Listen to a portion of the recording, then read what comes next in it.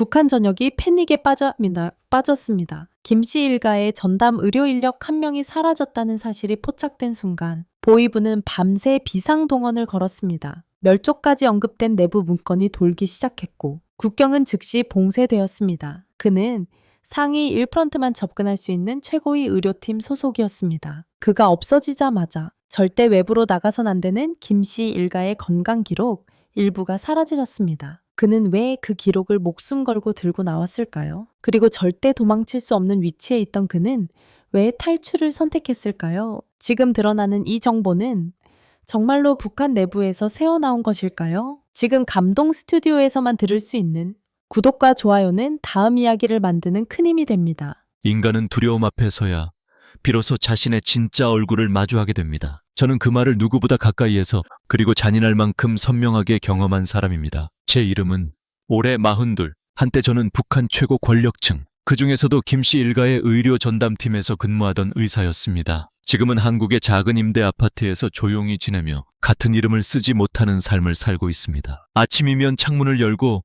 바람을 느끼는 일조차 조심스럽습니다. 몸은 이곳에 있지만 마음은 여전히 어디선가 뒤를 돌아보는 습관이 남아있기 때문입니다. 제가 오늘 꺼내려는 이야기는 단순한 회상이 아닙니다. 숨 쉬는 것조차 허락받아야 하는 땅에서 제가 어떻게 인간으로 버티고 있었는지에 대한 기록입니다. 그리고 그 기록의 중심에는 제가 직접 다루었던 김 씨 일가의 은밀한 건강 정보, 그들이 절대 외부에 알려져선 안 된다고 믿었던 진실이 자리 잡고 있습니다. 북한에서 저에게 주어진 직책은 특권처럼 보였습니다. 전용 차량, 자체 발전기가 있는 의료 건물, 외부보다 풍족한 약품. 하지만 그 모든 겉모습 뒤에는 숨막히는 통제가 있었습니다. 제가 이동하는 동선은 모두 보고되었고 제가 진료한 기록은 매일 밤 보위부 요원들이 회수해 갔습니다. 책상 위에 남긴 한 줄의 메모, 환자의 혈압 변화 하나까지 보고 대상이 되었고 그중 조금이라도 이상한 점이 있으면 즉각 불려갔습니다. 동무, 오늘 검사 수치에 대해 추가로 설명하시오. 짧은 질문이었지만 숨이 막혔습니다. 설명 방식, 말투, 눈빛까지 분석하듯 바라보는 그들의 시선은 제가 의사가 아니라 감시 대상이라는 사실을 매일 상기시켰습니다.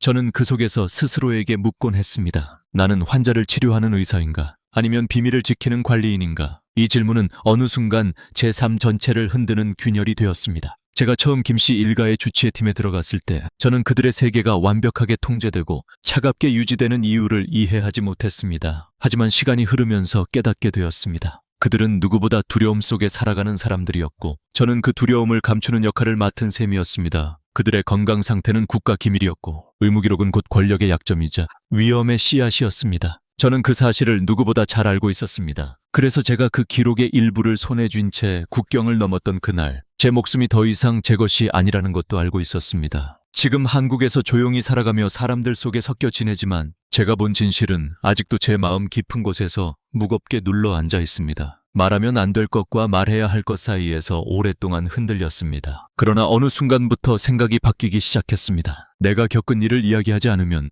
나는 아직도 그곳에 갇혀 있는 것이 아닐까. 이 질문은 저를 괴롭히면서도 동시에 밖으로 이끌었습니다. 제가 두만강의 얼음 같은 물을 건넜던 밤, 저는 모든 걸 버리고 나왔지만 두려움만큼은 떼어낼 수 없었습니다. 지금도 가끔은 그 차가운 감각이 발끝에 남아 있습니다. 이제는 숨기지 않기로 했습니다. 저를 옥죄던 침묵에서 벗어나기 위해, 그리고 제가 다시 인간으로 서기 위해 오늘 그 이야기를 시작하려 합니다. 과연 어디까지 말할 수 있을지, 그리고 그 모든 진실이 누구에게 어떤 의미로 닿을지 저 자신도 아직 모릅니다. 하지만 이 한 가지는 확실합니다. 이 이야기는 제가 살아남기 위해 선택했던, 그리고 다시 살아가기 위해 꺼내는 첫 고백입니다. 북한에서의 제 지난 날을 떠올리면 이상할 만큼 고요한 장면들이 먼저 떠오릅니다. 그 고요함 속에는 늘 보이지 않는 긴장이 흐르고 있었지만 그때의 저는 그걸 일상의 일부라고 생각하며 살았습니다. 제가 살던 곳은 평양 외곽에 있는 의료특구 단지였습니다. 겉보기에는 정돈된 거리와 규칙적인 보급, 그리고 늘 통제된 전기 공급 덕분에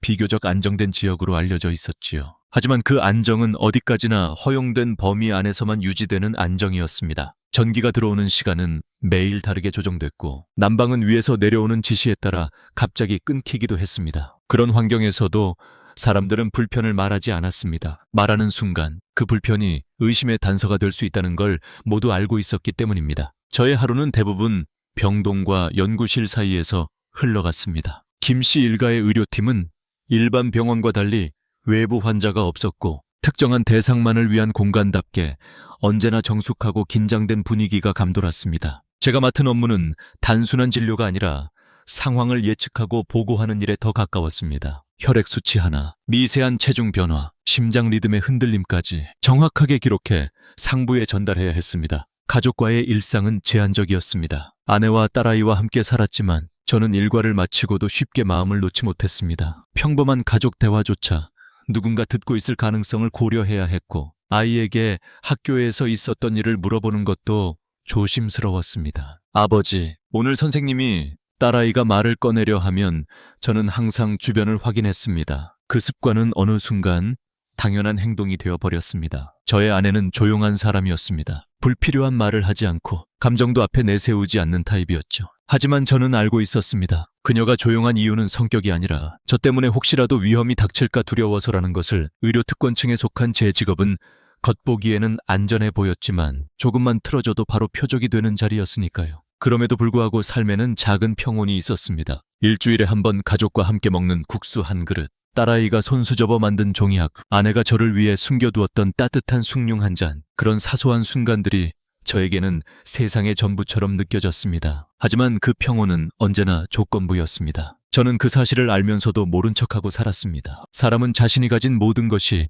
한순간에 사라질 수 있다는 두려움을 느끼는 순간 오히려 평범함에 집착하게 됩니다. 저 역시 그랬습니다. 하루하루 무사히 지나가기를 바라며 제 역할을 충실히 수행하면 가족도 안전할 것이라고 믿었습니다. 진료실 창문 너머로 보이던 병동의 정문은 늘 닫혀 있었고, 통제된 구역 밖으로 나갈 때마다 허가증을 2번, 검문을 3번 받아야 했습니다. 그러면서도 저는 스스로에게 이렇게 말하곤 했습니다. 이 정도면 괜찮은 삶이야. 그래도 가족이 옆에 있지 않나. 하지만 그 속에는 말하지 못한 불안이 항상 숨어 있었습니다. 언제부터인지 모르게 감시원들의 시선이 더 오래 제 행동을 따라오는 듯했고, 보고 문건에 대한 질문은 점점 더 세밀해졌습니다. 그러나 저는 그때까지 알아채지 못했습니다. 그 불안이 단순한 느낌이 아니라 다가오는 균열의 전조였다는 것을. 그 시절에 저는 정말로 평온했다고 말할 수 있을까요? 아니면 이미 조용한 폭풍 속에 살고 있었던 걸까요? 지금 돌아보면 저는 그 답을 알고 있는 것만 같습니다. 그 모든 일상 속에서 처음으로 어딘가 이상하다는 감각이 찾아온 건 아주 작은 사건이었습니다. 작다고 느껴졌지만 돌이켜보면 그 순간이 제 삶을 완전히 바꾼 균열의 시작이었습니다. 그날은 평소와 다름없이 특수병동에서 기본 검진을 마치고 기록을 정리하던 시간이었다. 저는 장부를 정리하려고 서류함을 열었고 그 안에서 평소와 다른 흰 봉투 하나를 발견했습니다. 표지는 깨끗했고 도장이 없었습니다. 그런 문서는 있을 수 없었습니다. 의료팀에서 오가는 모든 문서는 도장과 번호가 있었고 기록 누락은 곧 보고 누락으로 간주돼 조사가 들어가는 구조였습니다. 하지만 그 봉투에는 아무 표시도 없었습니다. 저는 잠시 손을 멈췄습니다. 누가 이런 걸 남겼지?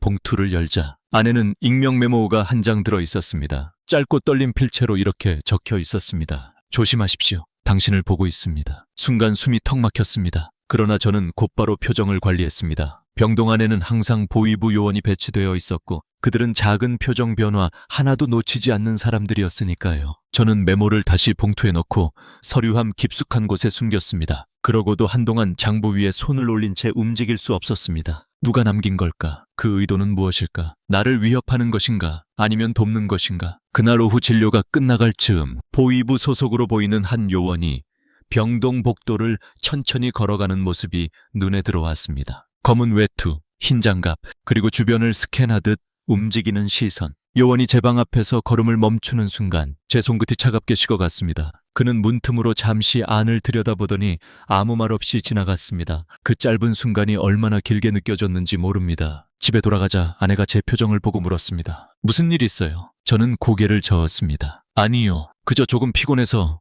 하지만 제 목소리는 흔들려 있었고 아내는 더 묻지 않았습니다. 그녀는 알았습니다. 직접 말하지 않아도 제가 흔들리고 있다는 걸. 그날 밤 딸아이가 제 무릎 위에 올라앉아 그림책을 펼쳤습니다. 저는 웃으려고 노력했지만 머릿속은 온통 그 메모로 가득했습니다. 조심하십시오. 당신을 보고 있습니다. 그 한 문장, 도대체 무엇을 조심하라는 뜻일까? 누가 나를 보고 있다는 걸까? 저는 메모를 남긴 사람이 누구인지 떠올리려 했지만 그 어떤 얼굴도 떠오르지 않았습니다. 이곳은 누군가를 믿거나 의지할 수 있는 곳이 아니었습니다. 말 한마디, 시선 하나도 기록될 수 있는 땅이었습니다. 다음 날도, 그 다음 날도 저는 병동 문을 열 때마다 숨을 고르곤 했습니다. 복도 끝에서 들려오는 발소리, 갑자기 멈추는 기계음, 누군가 나를 지나치며 주는 빠른 눈빛 하나도 이상하게 느껴졌습니다. 저는 속으로 중얼거렸습니다. 누군가 나를 감시하는 건 사실인가? 아니면 내가 스스로 만들어낸 공포일 뿐인가?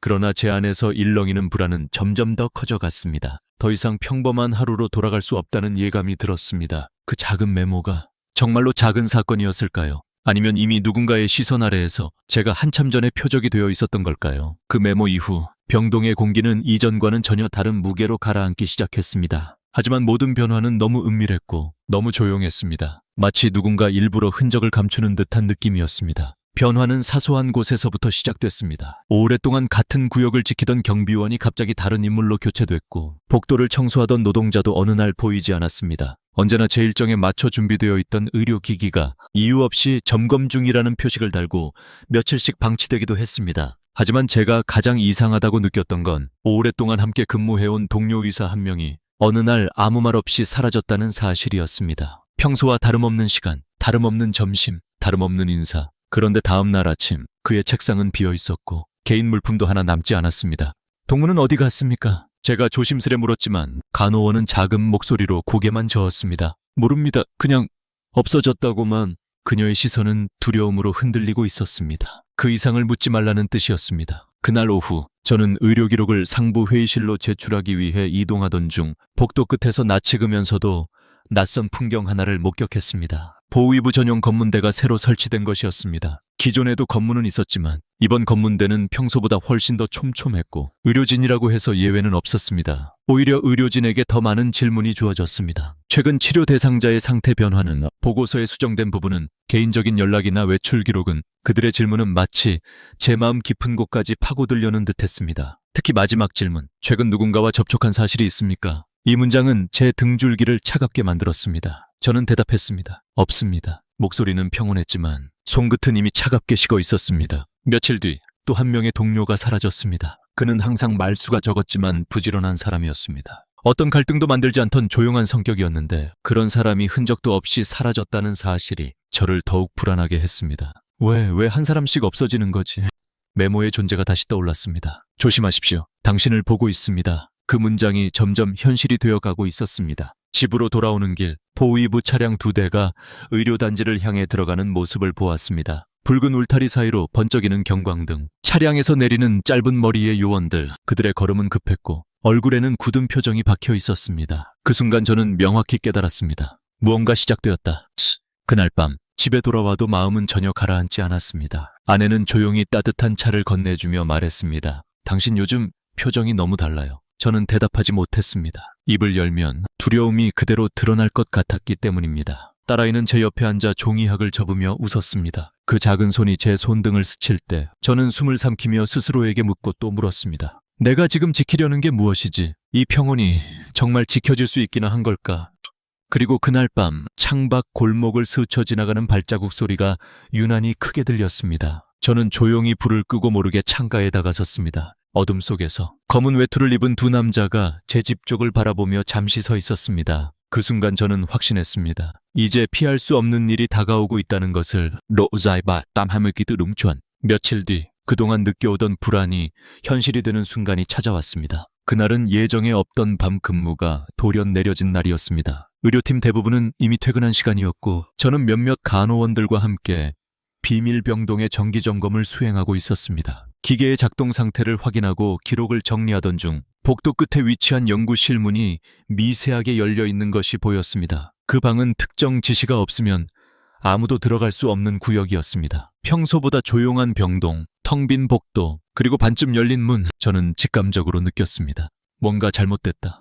문을 살짝 밀어 열자 안에는 낯익은 사람이 서 있었습니다. 며칠 전부터 보이지 않았던 동료 의사. 그가 그곳에서 문서를 들고 떨리는 손으로 페이지를 넘기고 있었습니다. 저는 낮은 목소리로 불렀습니다. 동무, 여기서 뭐 하고 있는 겁니까? 그는 깜짝 놀라 제 쪽을 바라봤습니다. 얼굴은 창백했고 눈동자에는 깊은 공포가 비쳐 있었습니다. 그는 한 발짝 다가오더니 입술을 떨며 말했습니다. 당신도 조심해야 합니다. 저는 숨을 삼켰습니다. 그가 이렇게 불안한 모습으로 말을 하는 건 처음이었습니다. 그는 주변을 확인한 후 낮은 목소리로 말했습니다. 보위부가 우리를 조사하고 있습니다. 특수병동 전담팀 전체가 대상입니다. 저는 속으로 짐작했던 일들이 퍼즐처럼 맞춰지는 것을 느꼈습니다. 사라진 동료들, 새로 설치된 검문대, 그리고 이상하게 바뀐 일정들. 그는 손에 쥐고 있던 문서를 제게 내밀었습니다. 이걸 보십시오. 긴장된 손끝으로 문서를 펼쳐보자 그 안에는 김씨 일가의 비밀 진료 기록 일부와 의료진 이동 현황, 보고 누락 가능성을 조사한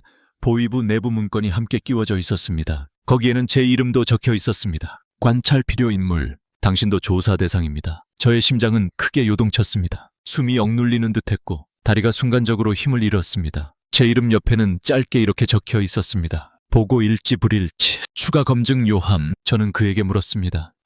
왜 이런 걸 당신이 갖고 있는 겁니까? 그는 입술을 깨문 채 속삭였습니다. 나도 조사 대상입니다. 동무들 중 누군가 이미 끌려갔습니다. 그들이 돌아오지 못하는 이유, 당신도 알고 있지 않습니까? 그의 눈빛은 이미 포기와 절망 사이를 흔들리고 있었습니다. 그러다 그는 문서를 움켜쥐고 다시 말했습니다. 가장 위험한 건 정보가 외부로 나갔다고 의심하는 겁니다. 의료 기록 일부가 없어졌다고 합니다. 순간 제 뇌리에 강하게 스친 장면이 있었습니다. 저는 멈춘 듯 서 있었습니다. 제가 어느 날 기록을 이중 확인하려고 열람한 파일이 이상하게도 숫자가 맞지 않았던 기억, 누락된 페이지를 찾아 헤매다가 아무 문제 없다는 상부의 지시로 조용히 덮었던 사건. 그날 밤 그 동료는 마지막으로 이런 말을 남겼습니다. 당신이 가진 것 그들도 알고 있습니다. 그 말은 제 폐 깊숙한 곳을 내리쳤습니다. 내가 가진 것, 그게 무엇인지, 그는 어떻게 알았던 것인지 저는 묻지 못했습니다. 그 순간 복도 끝에서 발소리가 들려왔습니다. 우리는 동시에 멈춰 섰습니다.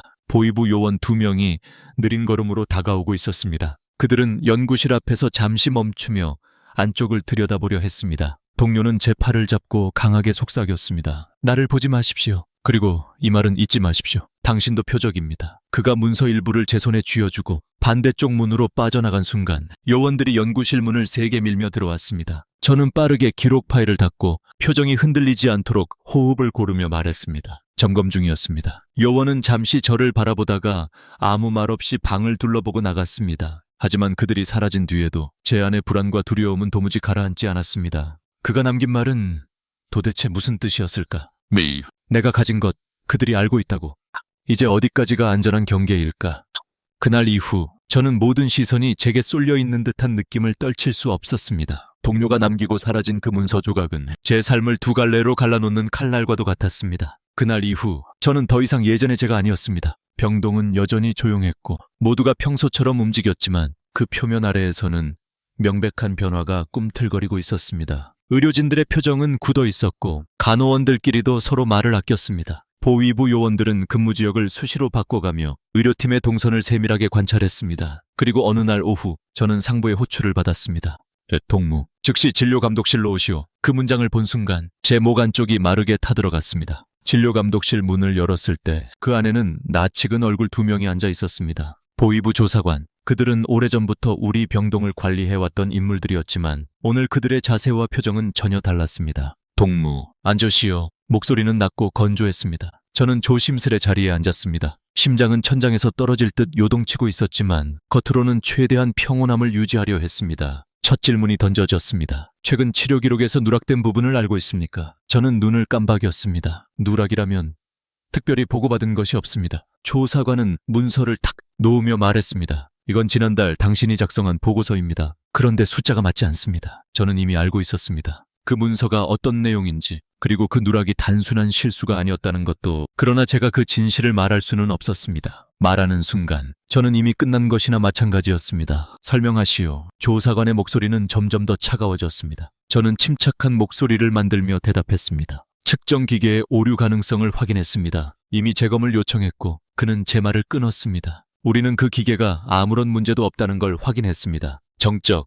숨조차 소리가 될까 두려웠습니다. 그때였습니다. 조사관이 몸을 앞으로 기울여 나직하지만 위협적인 목소리로 말했습니다. 동무, 우리는 누가 무엇을 감추고 있는지 이미 상당 부분 알고 있습니다. 그 순간 제 등줄기를 타고 식은땀이 흘러내렸습니다. 그들은 이미 누군가를 끌고 갔고 그 누군가는 제 동료였으며 그가 남긴 마지막 말은 아직도 제 귓가에서 울리고 있었습니다. 당신도 표적입니다. 조사관은 다시 질문했습니다. 최근 동료들과 어떤 대화를 나누었습니까? 특정 인물이 당신에게 접근하거나 자료를 요청한 적이 있습니까? 저는 짧게 숨을 들이쉬고 대답했습니다. 없습니다. 동무들 모두 본래 맡은 일만 했습니다. 그는 제 눈을 똑바로 보았습니다. 정말입니까? 잠시 침묵. 저는 천천히 고개를 끄덕였습니다. 예.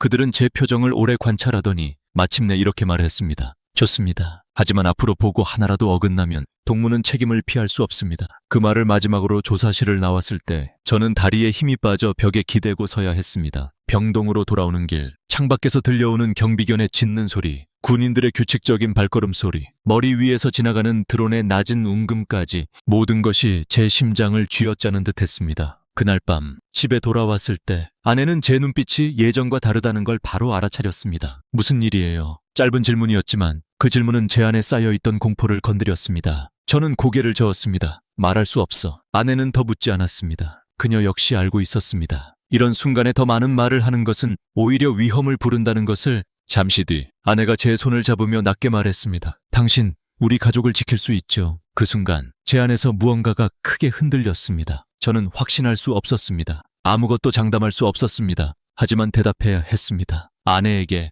그리고 제 자신에게 지킬 거야. 그 말은 결심이라기보다 절박한 기도에 가까웠습니다. 그날 밤 저는 처음으로 명확히 인정했습니다. 이제 선택해야 한다. 여기서 계속 버틸 것인가, 아니면 이곳을 떠날 것인가. 그리고 그 선택이 제 인생 전체를 갈라놓을 거라는 사실도 알고 있었습니다. 조사실에서 나간 이후 제 주변의 공기는 눈에 보이지 않아도 분명하게 달라져 있었습니다. 누군가가 내 뒤를 따라오고, 누군가가 내 움직임을 기록하며, 누군가가 내 말을 듣고 있다는 감각이 하루 종일 저를 짓눌렀습니다. 하지만 아무도 직접적으로 말하지 않았습니다. 그 침묵이 오히려 더 큰 공포를 만들었습니다. 다음 날 아침 병동으로 가기 위해 정문을 통과하는데 경비원 2명이 제 가방을 유난히 오래 검사했습니다. 단순히 확인하는 수준이 아니었습니다. 그들의 눈빛은 마치 무엇을 찾고 있는지 알고 있다는 듯했습니다. 서류는 어디에 있습니까? 경비원이 물었습니다. 저는 침착하게 대답했습니다. 오늘은 회의가 없어 가지고 오지 않았습니다. 그는 가방을 뒤지던 손을 멈추며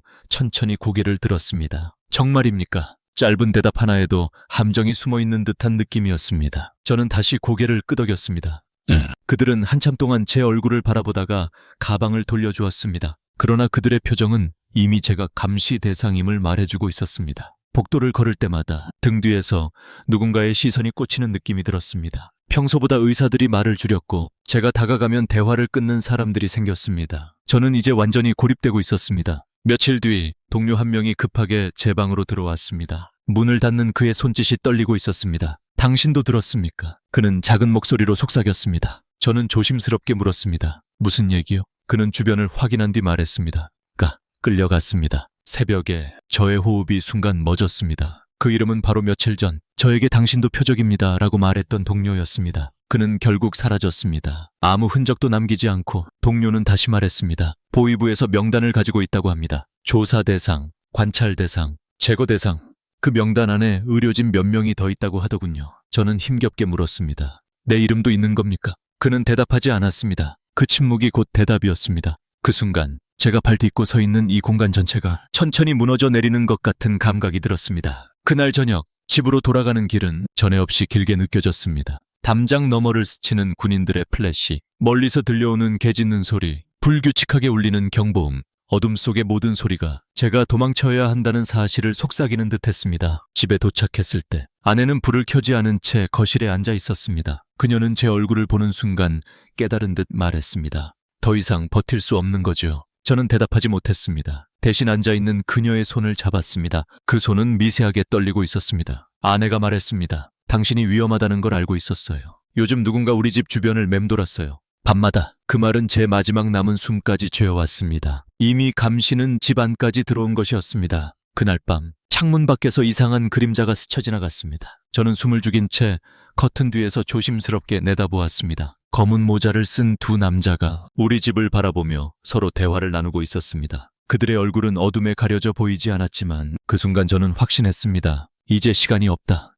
그리고 그 순간 제 안에서 마지막 남은 망설임이 완전히 꺼져갔습니다. 버틸 수도 없고 도망치지 않으면 살 수도 없었습니다. 저와 가족을 위해 선택할 수 있는 길은 오직 한 가지뿐이었습니다. 떠나는 것, 지금 당장 준비해야 한다는 것. 그리고 그 결심의 순간 어떤 작은 소리도 위협이 되어 귀를 때렸습니다. 정말로 도망칠 수 있을까요? 제가 두려워했던 진짜 이유는 결국 가장 잔인한 방식으로 제 앞에 모습을 드러냈습니다. 그날은 새벽녘 병동 전체가 비정상적으로 조용했던 날이었습니다. 어둠 속에서 작게 울리는 난방기의 진동음조차 오늘따라 불길하게 들렸습니다. 아침 회의실에 도착하자마자 저는 공기의 온도가 변했다는 걸 느꼈습니다. 의료진은 최소한의 말만 주고받았고 누군가는 고개를 숙인 채 손을 떨고 있었습니다. 그리고 회의실 중앙에는 보위부 조사관 셋이 자리 잡고 있었습니다. 그들의 표정은 더 이상 조사 수준이 아니었습니다. 그건 분명히 확신을 가진 사람들의 얼굴이었습니다. 조사관이 문을 닫으며 말했습니다. 오늘은 중요한 확인 절차가 있습니다. 그는 책상 위에 두꺼운 서류철을 올려놓았습니다. 그리고 천천히 장을 넘기며 문서 하나를 꺼내 들었습니다. 그 문서를 보는 순간 제 심장은 강하게 뛰기 시작했습니다. 그것은 바로 김씨 일가의 비밀 의료 기록 중 일부, 특히 외부로 유출되면 큰 파장이 예상되는 심각한 건강 문제가 적힌 기록이었습니다. 조사관은 문서를 펼친 채 말했습니다. 며칠 전 이 자료의 일부가 사라졌습니다. 우리는 내부 협조자 또는 외부 접촉 가능성을 조사 중입니다. 그리고 다음 장을 넘겼을 때 제 눈에 익숙한 글씨체가 보였습니다. 내 이름, 그 아래 짧은 문장이 적혀 있었습니다. 기록 접근 이력 이상. 조사관은 제 쪽을 보며 말했습니다. 동무, 당신은 이 자료에 접근한 마지막 인물입니다. 해명하십시오. 순간 온몸이 얼어붙었습니다. 저는 그 기록을 며칠 전 다시 확인하려 했던 기억이 떠올랐습니다. 그때 숫자가 맞지 않아 이상하다고 느꼈지만 상부는 문제없다며 조용히 덮으라고 지시했었습니다. 저는 진실을 말할 수도 거짓을 말할 수도 없었습니다. 둘 중 어느 것도 안전하지 않았습니다. 짧은 침묵 끝에 저는 말했습니다. 정기 검진 일정을 확인하기 위해 열람했을 뿐입니다. 그러자 조사관은 억지로 미소를 지으며 말했습니다. 정말 그뿐입니까? 그 미소는 분명히 함정을 의미했습니다. 그때였습니다. 조사관 옆에 있던 또 다른 요원이 새로운 사진을 테이블 위에 던졌습니다. 사진에는 제가 몇 년 전 별도로 분석했던 비상자료의 사본이 찍혀 있었습니다. 그 사진은 제가 보관한 적 없는 각도에서 촬영된 것이었습니다. 그러나 그것보다 더 충격적인 건 사진의 아래쪽에 적혀 있던 메모였습니다. 그는 알고 있다. 저는 그 자리에서 숨이 멎는 듯 했습니다. 누군가가 이미 오래전부터 저를 지켜보고 있었던 것입니다. 제가 기록의 진짜 의미를 깨달았다는 것도, 그리고 제가 그 약점을 들고 있다는 것도. 조사관은 낮은 목소리로 말했습니다. 의료 기록이 사라진 것은 단순한 우연이 아니라고 우리는 보고 있습니다. 협력자 혹은 유출자가 내부에 있습니다. 그리고 그는 제 눈을 깊게 들여다보며 천천히, 아주 천천히 말했습니다. 동무, 당신이 그 인물입니까? 그 질문은 칼처럼 제 가슴을 깊게 파고들었습니다. 저는 대답하지 못했습니다. 아니, 할 수 없었습니다. 무엇을 말하든 그들은 이미 결론을 내린 얼굴이었습니다. 그 순간 제 안에서 단단하게 잠겨있던 기억 하나가 갑자기 떠올랐습니다. 그날 밤 연구실에서 동료가 말했던 마지막 문장. 당신이 가진 것, 그들도 알고 있습니다. 저는 그 말의 의미를 이제야 정확히 이해하게 되었습니다. 문서 누락은 우연이 아니었습니다. 누군가가 일부러 지워내고 그 책임이 제게 돌아오도록 만들어 놓은 함정이었습니다. 조사관은 마지막으로 이렇게 말했습니다. 오늘은 확인만 하겠습니다. 그러나 추가 조사에서 동무가 거짓말을 한다고 판단되면 결과는 한 가지뿐입니다. 그 말은 곧 제거 혹은 수용소 이송을 의미했습니다. 그들의 눈빛은 그 사실을 숨기지도 않았습니다. 회의실을 나서는 순간 저는 두 다리가 휘청이며 벽을 짚었습니다. 숨을 들이쉬는 것조차 힘들었습니다. 그리고 그때 확신했습니다. 내가 가진 진짜 비밀, 그 기록의 내용 자체가 아니라 그 기록이 의미하는 권력의 약점이 그들을 광기로 몰아넣고 있다는 사실을. 그렇다면 나는 이제 어디로 갈 수 있을까? 이 진실을 안 채로 나는 과연 살아남을 수 있을까? 조사관들 앞에서 가까스로 숨을 이어갔던 그날 이후 저는 매일 밤 스스로에게 같은 질문을 반복했습니다. 내가 지금 할 수 있는 선택은 무엇인가? 여기 남아있다면 정말 살아남을 수 있을까?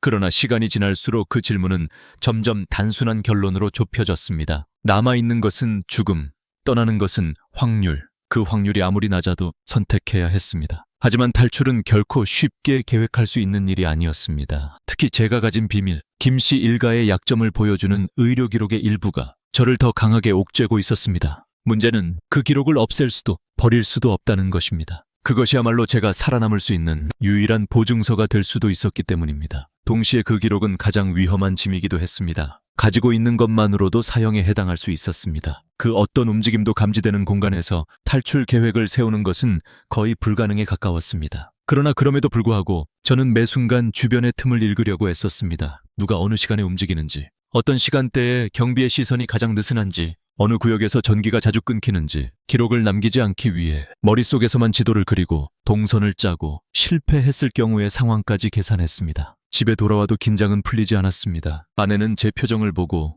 이미 모든 것을 이해하고 있었습니다. 그녀는 조용히 다가와 제 손을 잡고 말했습니다. 당신이 결정한 길이라면 나와 아이도 함께 갑니다. 그 짧은 한 문장에 저는 무너질 뻔했습니다. 정말 괜찮겠어? 제 목소리는 흔들렸습니다. 아내는 고개를 끄덕였습니다. 여기서 당신을 잃느니 어디를 가든 함께 있는 게 낫습니다. 그 말은 어둠 속에서 비로소 드러난 작은 빛 같았습니다. 그러나 그 빛이 우리를 어디로 이끌지는 그때까지도 알 수 없었습니다. 며칠 뒤 저는 결국 연락할 사람 한 명을 떠올렸습니다. 병원에서 오래전부터 알고 지낸 간호원이었고 그녀의 사촌이 몰래 브로커와 연결되어 있다는 사실을 예전에 귀동냥으로 들었기 때문입니다. 그녀에게 말을 꺼내는 것은 큰 위험이었습니다. 그녀가 보위부에 저를 넘긴다면 그 자리에서 끝이었습니다. 그러나 다른 길은 없었습니다. 퇴근 후 저는 일부러 병원 뒤편의 낡은 보급 창고에서 기다렸습니다. 그녀가 지나가던 길을 멈춰서며 낮은 목소리로 말했습니다. 잠깐 얘기할 수 있습니까? 그녀는 당황한 표정이었지만 곧 주변을 살피며 조심스레 고개를 끄덕였습니다. 저는 최대한 떨리는 기색을 숨기며 말했습니다. 나는 이곳을 떠나려고 합니다. 그녀의 얼굴이 순간 굳어졌습니다. 의사동무, 그건 생각조차 해선 안 되는. 저는 그녀 말을 조용히 끊었습니다. 시간이 없습니다. 당신이 아는 사람이 있다고 들었습니다. 국경을 넘길 수 있는 사람. 그녀는 눈을 크게 뜨며 제 옷깃을 잡고 속삭였습니다. 그걸 어떻게, 그 얘기만 해도 위험해요. 저는 마지막 힘을 내어 말했습니다. 도와주십시오. 나 혼자가 아닙니다. 우리 가족까지. 목숨이 걸렸습니다. 그녀는 오래도록 제 얼굴을 바라보았습니다. 그리고 천천히 입을 열었습니다. 내 사촌에게 연락해 보겠습니다. 하지만 보증은 못합니다. 그 사람들은 돈도 중요하지만 더 중요한 건 위험을 감수할 가치가 있는 사람인지를 판단하는 겁니다. 저는 고개를 숙였습니다. 무슨 조건이든 따르겠습니다. 그녀는 마지막으로 이렇게 말했습니다. 이번 주 안에 연락이 올 겁니다. 하지만 그때까지 절대 눈에 띄지 마십시오. 누군가 당신을 지켜보고 있으니 그 말은 단순한 경고가 아니라 이미 시작된 감시의 실상을 말해주는 듯 했습니다. 그날 밤 저는 아내에게 브로커와의 연결 가능성을 말했습니다. 아내는 조용히 숨을 들이쉬고 말했습니다. 결국 이 길밖에 없군요. 우리는 둘이 마주 앉아 이제 무엇을 준비해야 하는지 차근차근 정리했습니다. 현금, 최소한의 물품, 추적을 피하기 위한 이동 계획, 그리고 딸아이에게는 갑작스러운 지방 출장이라고 설명하기. 하지만 준비를 하면서도 머릿속에는 단 한 가지 생각만 떠올랐습니다. 우리는 이 계획을 들키지 않고 끝까지 갈 수 있을까? 뷰로케어는 우리를 배신하지 않을까? 도망간까지 정말 도달할 수 있을까? 그 질문들은 끝없이 이어졌습니다. 그러나 이미 선택은 끝났습니다. 우리는 떠날 것이다. 그리고 살아남아야 한다. 브로커와의 접촉은 생각보다 빨리 이루어졌습니다. 3일 뒤 간호원은 짧은 메모 한 장을 제 주머니에 밀어넣었습니다. 오늘 밤 23시 병원 뒤 폐창고. 그날 하루는 유난히 길었습니다. 보위부 요원들의 시선이 제 움직임을 따라다니는 듯했고 책상 위 서류를 넘기는 손끝까지 떨렸습니다. 밤 11시 저는 숨을 최대한 죽이며 폐창고로 향했습니다. 달빛조차 희미하게 가려진 어두운 곳에서 낯선 남자 둘이 서 있었습니다. 그들은 제 얼굴을 빠르게 스캔하듯 보았고 첫 번째 남자가 말했습니다. 시간 없다. 바로 이동한다. 그들은 제게 눈을 맞추지 않았습니다. 표정은 차갑고 말투는 건조했습니다. 이미 많은 사람을 넘겼거나 혹은 많은 사람을 버렸던 얼굴들이었습니다. 우리는 바로 가족을 데리러 제 집으로 향했습니다. 집 앞 골목에 들어섰을 때 멀리서 힘들게 들리는 개 짖는 소리와 순찰대의 플래시가 교차하며 움직이는 것이 보였습니다. 브로커가 낮은 목소리로 말했습니다. 지금은 교대 시간이다. 3분뿐이다. 집 문을 열자 아내와 딸은 이미 준비된 작은 가방을 쥔 채 기다리고 있었습니다. 딸아이는 상황을 이해하지 못한 얼굴이었지만 아내의 손을 꼭 잡고 있었습니다. 아내가 제게 속삭였습니다. 지금이죠. 저는 고개를 끄덕였습니다. 지금이야. 우리는 말없이 집을 나섰습니다. 집을 뒤로 두며 마지막으로 본 장면은 어둠 속에서 흔들리는 낡은 커튼이었습니다. 브로커는 우리를 의료단지 뒤편의 숲으로 데려갔습니다. 그는 지도를 꺼내 짧게 설명했습니다. 30분 뒤 차량이 온다. 국경까지는 2시간. 오늘은 경비가 많다. 말없고 속도만 맞추면 산다. 그러고는 우리에게 두꺼운 회색 외투를 건넸습니다. 천이 빠져나가지 않도록 막기 위한 옷, 그리고 어둠 속에서 눈에 띄지 않는 색. 잠시 후 작은 화물차 한 대가 도착했습니다. 브로커가 짧게 말했습니다. 화물칸 안은 냉기와 곰팡이 냄새가 뒤섞여 있었고 바닥에는 낡은 천막이 깔려 있었습니다. 우리는 그 아래에 몸을 숨겼습니다. 차가 움직이기 시작하자 철판 진동이 뼛속까지 전해졌습니다. 딸아이의 손이 제 손을 꼭 쥐었습니다. 작고 따뜻한 그 손은 지금 이 순간 제게 남은 유일한 인간적인 감각이었습니다. 국경 근처 숲에 도착했을 때 브로커는 손짓으로 조용히 내리라고 했습니다. 차량은 곧바로 뒤로 빠져 어둠 속으로 사라졌습니다. 숲 사이로 들려오는 소리는 순찰대의 무정이 잡음, 군인들의 군화가 눈을 밟는 소리, 그리고 어디선가 울리는 개짖음. 브로커가 속삭였습니다. 말하지 마라. 호흡도 줄여라. 우리는 얼어붙은 땅을 밟으며 두망항 쪽으로 천천히 이동했습니다. 그 순간 플래시가 먼 곳에서 번쩍하고 켜졌습니다. 순찰조가 방향을 바꾸고 있었습니다. 브로커가 이를 악물고 말했습니다. 뛰어. 우리는 말없이 뛰었습니다. 눈 위를 밟을 때마다 거칠게 뚝뚝 소리가 났습니다. 숨이 목구멍까지 차올랐고 찬 공기가 폐를 찢을 듯 들어왔습니다. 순찰대의 플래시가 갑자기 우리 쪽을 비추기 시작했습니다. 멈춰. 거기 서라. 군인의 외침이 어둠 속을 찢었습니다. 그 말이 들리자마자 브로커는 몸을 돌려 우리를 밀었습니다. 강으로 가. 지금. 두망항 앞에 도착하자. 얼음은 부분적으로 깨져 있었고 검은 물이 불규칙하게 흐르고 있었습니다. 아내가 떨리는 목소리로 말했습니다. 이걸 건너야 해요. 저는 대답할 시간이 없었습니다. 뒤에서 군인들의 발소리가 가까워지고 있었기 때문입니다. 브로커가 마지막 지시를 내렸습니다. 절대 뒤돌아보지 마라. 허리까지 들어가도 멈추지 마. 그리고 그는 먼저 얼음 위로 올라섰습니다. 우리가 뒤따랐습니다. 얼음은 발을 디딜 때마다 크릭 하고 울었습니다. 한 걸음마다 죽음과 가까워지는 느낌이 들었습니다. 물은 무릎을 스칠 때 그 차가움이 뼛속까지 번졌습니다. 숨이 끊어질 것 같았습니다. 아내는 떨리는 딸을 안고 발을 내딛었습니다. 딸아이의 울음은 얼어붙은 공기에 묻혀 잘 들리지 않았습니다. 뒤에서 총성이 울렸습니다. 당! 얼음 조각이 튀었습니다. 아내가 비명을 참으며 몸을 낮췄습니다. 브로커가 소리쳤습니다. 얼음 깨진다. 빨리! 강 중앙으로 향하는 동안 물은 허리까지 차올랐고 제 다리는 감각을 잃어가기 시작했습니다. 저는 이를 악물고 아내와 딸을 끌어당기며 말했습니다. 조금만 더 가면 돼. 하지만 제 목소리는 바람 속으로 씻겨 나갔습니다. 또다시 총성이 울렸습니다. 탕!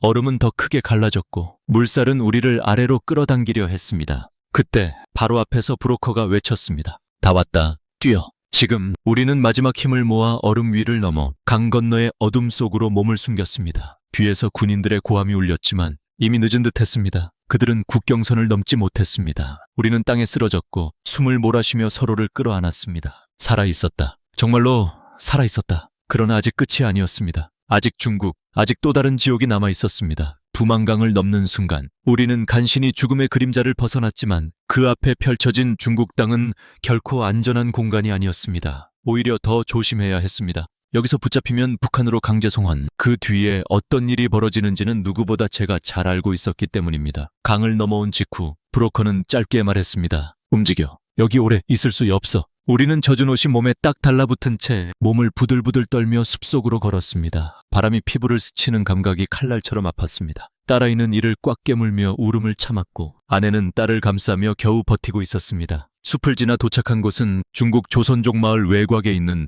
허름한 창고였습니다. 철문을 열자 오래된 양초 냄새와 먼지가 섞여 숨 쉬는 것조차 힘들 정도였습니다. 창고 안에는 이미 2명의 다른 탈북자가 있었고 그들은 우리가 들어오자마자 놀란 표정으로 고개를 들었습니다. 브로커는 그들에게 말했습니다. 오늘 밤만 같이 있다. 내일 새 연락을 기다린다. 그리고 그는 우리를 남겨둔 채 문을 잠그고 사라졌습니다. 창고 안은 순식간에 고요해졌고 차가운 어둠만이 우리를 둘러싼 채 시간은 끝없이 늘어지는 듯했습니다. 딸아이는 제 무릎에 기대며 낮은 목소리로 말했습니다. 아빠, 우리 이제 어디가? 저는 떨리는 손으로 딸의 등을 어루만지며 대답했습니다. 조금만 더 가면 안전해질 거야. 하지만 그 말이 정말 진실인지 저 자신도 확신할 수 없었습니다. 밤이 깊어질수록 외부의 소리는 더 명확하게 들렸습니다. 먼 곳에서 울리는 개짖음, 차량이 급하게 지나가는 소리, 경찰서 무정이 같은 쇳소리. 아내는 창고벽에 등을 기대고 조용히 말했습니다. 이것도 끝이 아니겠죠? 저는 눈을 감고 천천히 고개를 끄덕였습니다. 아직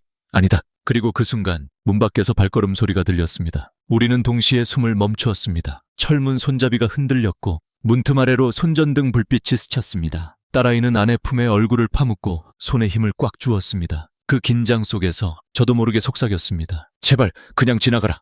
몇 초 후 발걸음 소리는 멀어져 갔습니다. 그러나 그 몇 초는 제 인생에서 가장 긴 시간처럼 느껴졌습니다. 다음 날 새벽 브로커가 다시 나타났습니다. 그는 지친 얼굴을 하고 있었고 상황이 쉽지 않다는 걸 한눈에 알 수 있었습니다. 경찰이 움직인다. 조선족 중 누군가가 신고한 것 같다. 그 말을 듣자 제 등에 소름이 돋았습니다. 북한에서의 추적은 끝났지만 중국에서도 또 다른 사냥이 시작된 것입니다. 브로커는 급히 지시했습니다. 이동한다. 지금 당장 우리는 다시 트럭 뒤편에 몸을 숨기고 좁은 통로를 따라 이동하기 시작했습니다. 창문 없는 트럭 안에서 시간의 감각은 완전히 사라졌습니다. 한참을 달린 후 트럭은 갑자기 멈췄습니다. 브로커가 문을 열며 말했습니다. 내려. 다음 장소다. 우리가 도착한 곳은 지하 창고처럼 보이는 어두운 방이었습니다. 천장에는 조그마한 전등 하나가 삐걱거리며 흔들렸고 바닥은 습기와 냉기가 가득했습니다. 이곳에서 우리는 며칠을 버텼습니다. 낮에는 숨죽이고 밤에만 잠시 음식을 전달받고 밖에서는 중국 공안의 순찰 소리가 들렸습니다. 어느 날 밤 멀리서 자동차가 급하게 멈추는 소리와 함께 중국어로 고함치는 소리가 들려왔습니다. 여기야. 안에 누구 있는지 확인해. 우리는 벽에 몸을 바짝 붙이고 호흡조차 하지 못했습니다. 철문이 쾅 하고 울리고 손전등 불빛이 틈 사이로 비추었습니다. 그 순간 저는 딸의 손을 꼭 잡고 속으로 되뇌었습니다. 여기서 붙잡히면 끝이다. 우린 다시 돌아가게 된다. 잠시 후 들려온 소리는 다른 쪽 문을 강제로 들추는 소리였습니다. 마치 바로 다음은 이 방일 것 같았습니다. 하지만 갑자기 들려온 무정의 호출에 공안들이 이동하기 시작했습니다. 우리는 그 자리에서 힘이 빠져 주저앉았습니다. 살아남았다. 정말 아슬아슬하게. 며칠 뒤 브로커는 드디어 마지막 소식을 전했습니다. 이제 이동한다. 태국까지 가면 한국으로 갈 수 있다. 아내는 조용히 눈을 감았습니다. 딸아이는 제 손을 꼭 잡았습니다. 그리고 저는 그제야 조금 실감할 수 있었습니다. 우리는 정말 이 길 끝에 희망이라는 것이 존재할 수도 있다는 사실을. 그러나 마음 깊은 곳에서는 또 다른 질문이 떠올랐습니다. 정말 끝까지 갈 수 있을까? 태국에 도착하기까지 걸린 시간은 저에게 평생 잊지 못할 끝없는 어둠의 길처럼 느껴졌습니다. 중국 남부의 밀림지대를 넘고 숨이 멎을 듯한 더위 속에서 트럭 바닥에 몸을 웅크리며 한 번만 더 붙잡히면 끝이라는 생각을 되뇌었습니다. 그리고 어느 순간 문이 열렸고 눈부신 햇빛이 쏟아졌습니다. 태국 국경 근처의 임시 수용소에 도착한 것이었습니다. 그곳에서 한국 대사관 직원과 마주했을 때 저는 그 자리에서 주저앉아 버렸습니다. 몇 년 동안 단 한 번도 느껴보지 못한 감정이 한꺼번에 밀려왔습니다. 안도, 두려움, 슬픔, 죄책감, 해방감. 몸이 스스로 버티지 못하고 흔들렸습니다. 아내는 제 옆에 앉아 조용히 등을 감싸며 말했습니다. 이제 끝난 거예요. 하지만 저는 쉽게 고개를 끄덕일 수 없었습니다. 끝났다는 말이 너무 멀게 느껴졌기 때문입니다. 그동안 너무 많은 것을 잃었고 너무 많은 것을 뒤에 남겨두고 왔습니다. 한국으로 향하는 비행기 안에서 딸아이는 창밖을 보며 작은 목소리로 말했습니다. 아빠, 이제 우리 집 있어. 그 질문은 제 심장을 조용히 찔렀습니다. 집, 그 단어를 잃은 지 오래였습니다. 북한에서의 집은 더 이상 돌아갈 수 없는 장소가 되었고 중국에서의 은신처는 잠시 숨만 붙일 수 있었던 어둠이었고 이제 새 집을 향해 가는 길이었습니다. 저는 딸의 손을 잡으며 대답했습니다. 응, 이제는 그래. 그 말은 약속이자 다짐이었습니다. 한국에 도착한 뒤 우리는 하나원에서 적응 훈련을 받았습니다. 그곳에서는 다시 이름을 배우고 다시 선택하는 법을 배우고 다시 내일을 생각하는 법을 배웠습니다. 하지만 밤이 되면 여전히 두만강의 얼음이 내 발을 잡아당기는 듯했고 보위부의 차가운 시선이 뒤에서 느껴지는 듯했습니다. 아내는 그런 저를 지켜보며 말했습니다. 당신이 본 것들 누구도 쉽게 잊지 못해요. 하지만 이제 우리는 살아도 되는 사람들이에요. 그 말은 제 영혼을 흔들었습니다. 살아도 되는 사람. 북한에서는 단 한 번도 가진 적 없는 문장이었습니다. 몇 달 뒤 우리는 작은 임대 아파트에 정착했습니다. 딸아이는 학교에 다니기 시작했고 아내는 조용한 일자리를 구했습니다. 저는 의료 자격을 다시 준비하며 한국에서 의사로 살 수 있는 길을 찾아가고 있습니다. 아직 갈 길은 멀지만 적어도 그 길은 제가 선택한 길입니다. 아침이면 창문을 열어 작은 바람을 느끼며 문득 이런 생각을 합니다. 이 바람은 허락받지 않아도 되는 바람이구나. 그 사소한 자유마저 저에게는 벅차게 다가옵니다. 그리고 지금 이 이야기를 이렇게 말하게 된 이유는 하나입니다. 두려움 속에서 살아온 한 인간도 다시 숨을 고르고 다시 걸어갈 수 있다는 것. 저는 여전히 완전하지 않습니다. 밤마다 악몽에 눈을 뜨고 과거의 그림자가 제 어깨에 손을 얹는 것 같을 때도 있습니다. 하지만 분명히 말할 수 있는 것이 있습니다. 그 강을 건넌 날, 저는 단순히 북한을 떠난 것이 아니라 두려움에 갇힌 나를 떠났습니다. 그리고 지금 한국에서 제 삶은 조금씩 다시 빛을 찾고 있습니다. 어떤 날은 여전히 힘들고 어떤 날은 과거가 갑자기 달려들지만 그 모든 순간에도 저는 이렇게 말합니다. 살아남았다. 그리고 살고 있다. 이 이야기가 누군가에게 작은 용기라도 될 수 있기를 바랍니다. 우리는 모두 두려움 너머에서 다시 걸을 수 있는 사람들입니다. 끝.